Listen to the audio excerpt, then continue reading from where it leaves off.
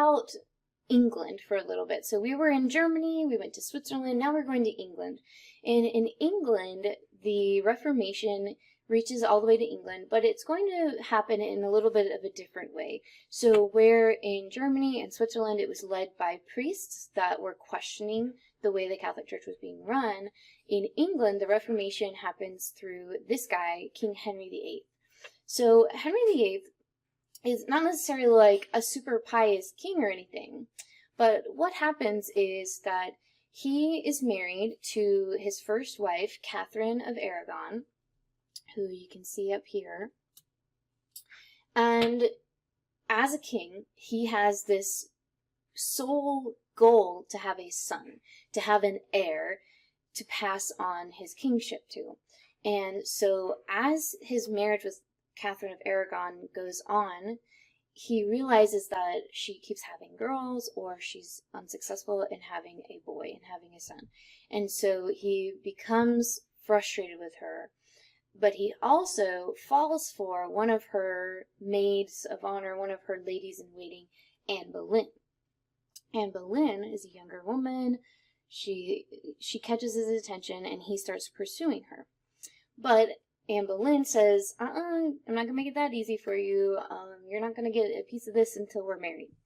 Well, the problem was that England was Catholic at the time, and the Catholic Church did not permit divorce.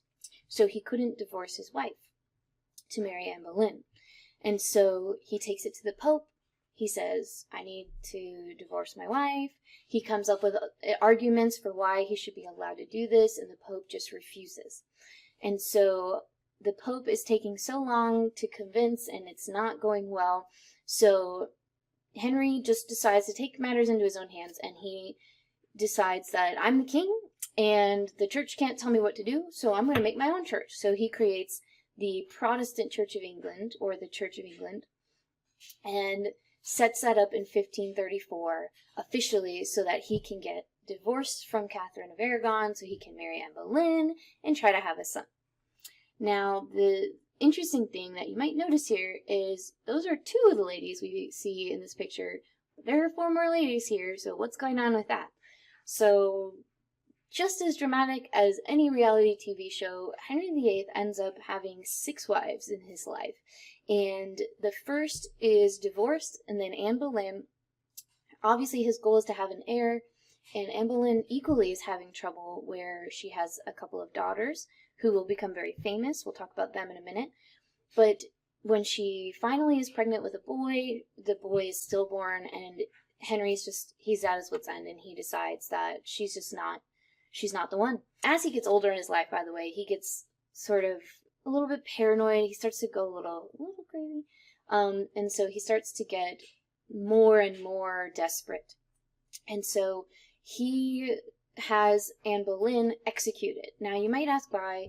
There's a lot of speculation. We don't know exactly how much of this is true, but he claimed that Anne Boleyn had affairs, that she had participated in incest with her brother, and that she had plotted to kill the king, all these crazy things. And he basically gets everybody riled up against her and convinces people that she's guilty, and she's found guilty and executed. And so once she is beheaded, then he marries his third wife, and the process goes on and on. So the third wife ends up dying, and so before they can have a son, so then he gets married a fourth time. The fourth wife, similar issues, and he ends up divorcing her. I think she was a political marriage where it was just politically beneficial for him to marry her, but he didn't really want to be with her, so he divorces her. Then he marries his fifth wife, and that wife, he finds out while he's not long after he's married her, and he's kind of, enamored with her. He finds out that she had a lot of affairs, but really this was before they got married, and basically he finds out that she wasn't chaste before they got married, and he decides to make it a law that you have to be a virgin to marry the king, and he's offended by this, and so he decides to have her executed, so she gets beheaded as well. And then the last wife ends up living long enough to survive in the sense that Henry dies before anything can happen to her. And so there's a rhyme to sort of remember the 6 wives, what happened to each of them. So Divorced, beheaded, died, divorced, beheaded, survived. yeah, and there's more to those stories, and you can look into some of the specifics of all his wives, but I won't go into it now. But here are their names. We have the first wife was Catherine of Aragon, as you know. Anne Boleyn is the first woman that he wanted to divorce his former wife to marry. Then we have Jane Seymour, who dies, and he was very in love with Jane Seymour. He really loved Jane Seymour. Anne of Cleves, Catherine Howard, who was also executed, and then his final wife was Catherine Parr, and she's the one who's widowed by Henry when he died. All right, so let's talk about some of Henry's famous daughters. So one of those daughters you've heard of, maybe in an unusual way, which is Bloody Mary. So Mary was one of his daughters. She was a daughter of Henry and his first wife, Catherine of Aragon. And she gets this nickname, Bloody Mary, because she wanted to make reforms for Catholicism. She wanted to bring the Catholic Church back into power in England, and she was very intense about doing this, and so much so that she had a lot of people killed, rounded up, and executed because of their association with Protestantism. And so people started to call her Bloody Mary because she had so many people killed. It ends up backfiring on her, where people become even more into Protestantism just to spite her because of how cruel she was. So now let's talk about some of these other groups that are going to start popping up everywhere now that the Lutheran Church has been established. So now that the Protestant branch of Christianity has opened up the door for many variations of Christianity, we're going to see a lot of that. One group that forms is the Anabaptists. The Anabaptists basically start because a lot of the reforms that were being made during this time period allowed the government to have a bigger role in the church. And they didn't like that. They believed that a true Christian church was a voluntary community of believers who were adults who had gone through a spiritual experience of what they considered to be a spiritual rebirth, and that they had been baptized. And so it was something that was chosen. It was something that couldn't be dictated by the state. And so one major difference between the Anabaptists and the Catholics that was really a reason for them to form their own branch was that Catholics practiced baptism of infants, which is what you see here in the top picture. And Anabaptists believe in something called believer's baptism. And the basic idea there is that someone shouldn't be baptized until they are old enough to understand what it means. And you might be asking, what does that mean? When someone becomes a Christian, they are baptized, and this is something that comes from the Bible. Jesus was baptized, and it's a process where the water is symbolic of your self dying, your old self dying, and then you rising into a new life that is dedicated. So they come out of the water and they're a new person. And there's a lot of symbolism there of cleansing of sin and all of that kind of thing. And so it's something that Jesus did in the Bible and sort of started, and so because of that, Christians believed that that was an important ceremony, it was an important rite for them to go through. And the argument here then was, should babies be baptized, or should people wait until they are old enough to understand and to be able to put into words why they are going through that process? And so Catholics believed that it was perfectly acceptable and desirable to baptize a baby, because you just never know, and they might die at a young age, and they saw it as a way to gain salvation. And then Anabaptists disagreed. So this was a sticking point, and so there was a split there. Now, Anabaptists were an interesting group. They followed a lot of the practices of early Christianity before the Great Schism, and they strongly believed in the separation of church and state. And this is kind of interesting because I feel like in more recent history, the Christian church has sort of aimed to integrate itself more into politics again. And it's just sort of interesting to see how this pattern is kind of going backwards, in the sense it's coming back around, right? So history does repeat itself.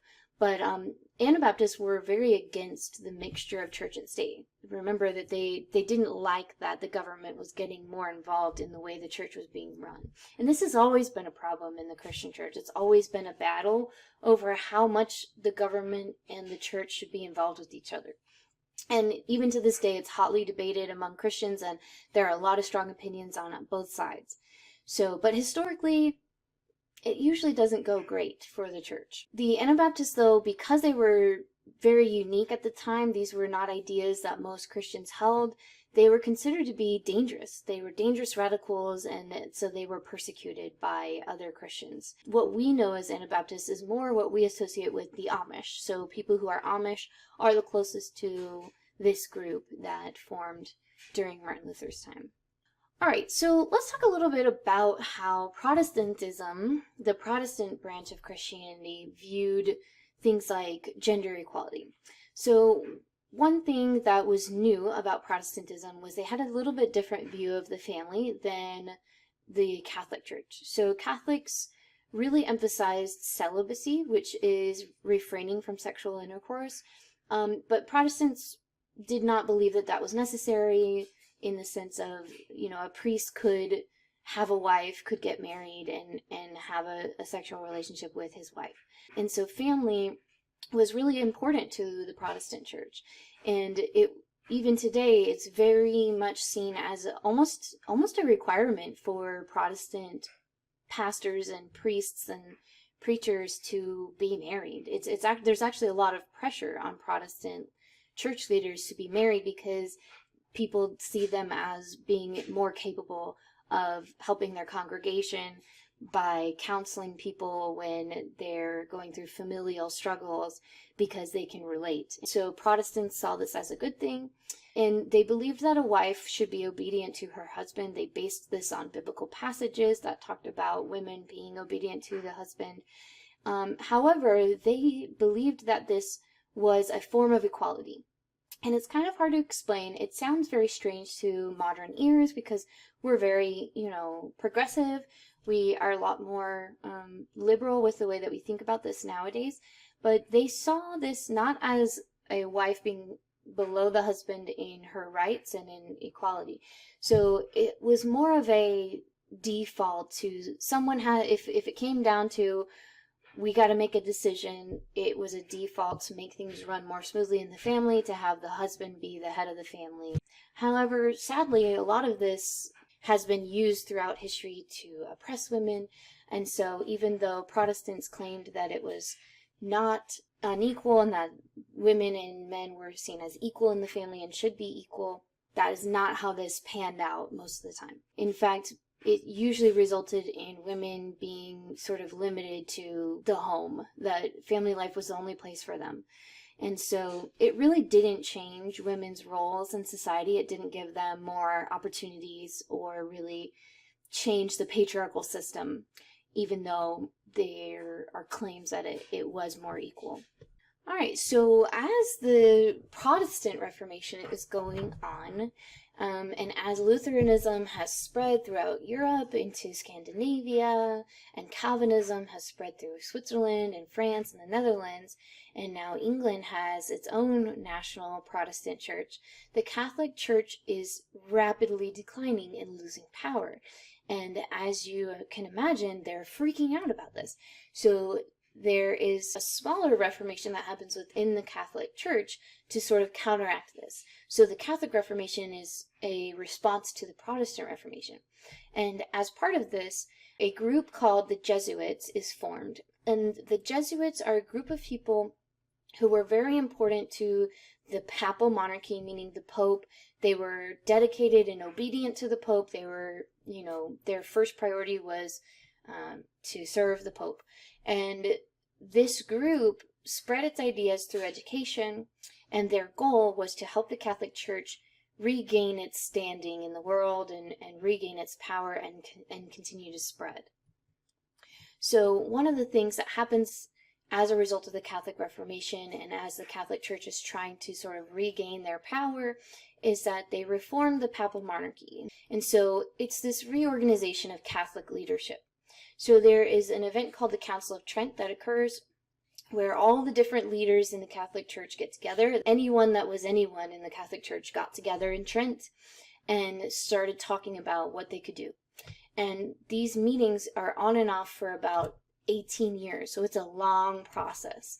And the Council of Trent comes up with a list of reforms, and they include things like rethinking Catholic teachings and coming up with what are the traditional Catholic teachings that they're going to stand by. They talk about this idea that Luther brought up about faith versus good works, and how much of salvation is about your faith and how much is about the good things you do. They identify 7 sacraments or sacred practices that should be upheld in the Catholic Church. And they decide to uphold clerical celibacy. So the idea that if you want to be a priest in the Catholic Church, you must remain celibate. So as you can see, the Reformation has a whole lot of different types of impacts on the world, and specifically in Europe, but then branching out from there. First of all, politically, Europe becomes divided along religious lines. So you're going to start seeing different states within Europe that identify themselves with either the Catholic Church or the Protestant Church, and they do not get along at all. And so, for example, Spain and France decide to remain Catholic. England has become Protestant. Most of the Holy Roman Empire stays Catholic. And so there's fighting amongst countries now based on these religious affiliations. And one thing that politically also happens, which we already discussed, was when Henry VIII made himself the head of the Church of England, of the Anglican Church. And by doing that, which was called the Act of Supremacy, he takes government, he puts the control of the church in the hands of the government, which, as you saw, a lot of people weren't happy about. And this causes civil war in England when the state starts having more influence in the church than people can stomach, really. Intellectually, there's also a lot of impact where we have opportunities for men and women to become more educated. Education was a huge way that each of these branches tried to spread their ideas, particularly Lutheranism offered a lot of educational opportunities. The printing press, which we learned about when we talked about the Renaissance, which is going on at the same time. So this is all Renaissance and Reformation are happening at the same time. The printing press was a big reason why Luther's ideas were able to spread even when he went into hiding, because it was printed and reprinted and shared all across Europe. And individualism is increasing, which is interesting because during this time, people were finally being educated and reading things for themselves and interpreting their religion for themselves. And so it becomes much more individualized because it's more of an individual experience. I can think for myself now. I can read it for myself and see what I think about it instead of just listening to what everybody else is saying.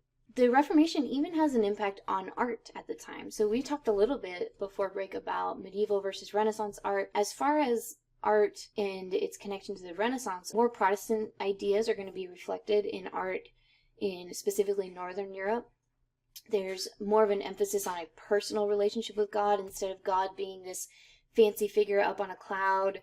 It's more personal, more relatable, to where people can more easily connect with God.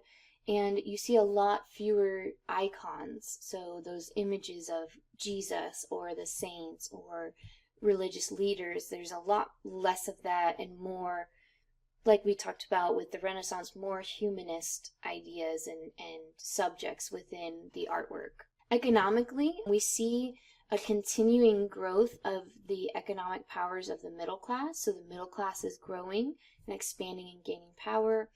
And we're moving now in Europe towards more of a capitalistic economy. So more of a free market economy, more competition, and we'll talk a little bit more about those models later. Okay, last but not least, let's talk about the religious impact of the Reformation. Obviously, this is an event that was centered around a particular religion, Christianity, and it caused a major split in that religion, but it also really shattered the idea of unity within Christianity.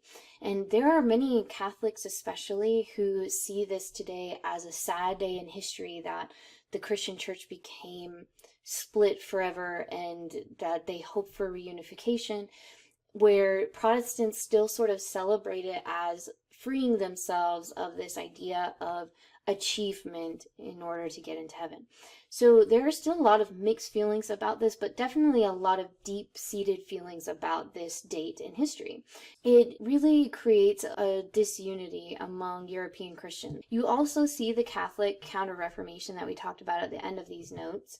And one major thing is that people, average, normal, everyday people, start reading the Bible for themselves. Nowadays, you can go to a bookstore, you can find tons of different types of Bibles with different translations and cute covers and all this, fancy stuff, and it's readily available, where it used to be written in Latin. You had to know Latin to read it. You had to be very educated, and most people in Europe, as we know, prior to the Renaissance, during the Middle Ages, weren't very educated. So this is huge because people were able to sort of take ownership of their religious beliefs and to decide for themselves what they really thought about this religion. Another impact is that a group called the Spanish Inquisition was formed to persecute anyone seen by the Catholic Church as heretics, so as people who were just heretical and could not be tolerated within the church. And also, books that were considered to be heretical began to be banned. And so there was a very strong reaction to the Protestant Reformation by the Catholic Church. It's no surprise then that Europe becomes very divided over this argument and over these differences for many, many years to come. And it is still, the Christian Church has not reunited in the sense of there's no one Christian church now. Now we've seen even more splits over time, and even currently we're kind of seeing new splits in Christian churches over more modern ideas, over things like homosexuality and female leadership in the church. Even though this is one of the oldest institutions, one of the oldest religions in the world, it's still changing all the time. This sort of set us on the path of people challenging the status quo, challenging church tradition, and thinking of their own, how they interpret it, and taking ownership of their beliefs for themselves and not just taking what's been handed to them. In that sense, it's very interesting, and it still affects us today very significantly. Even if you're not a Christian, it has still influenced the way that politics happened over the next few hundred years, the way that people interact even now.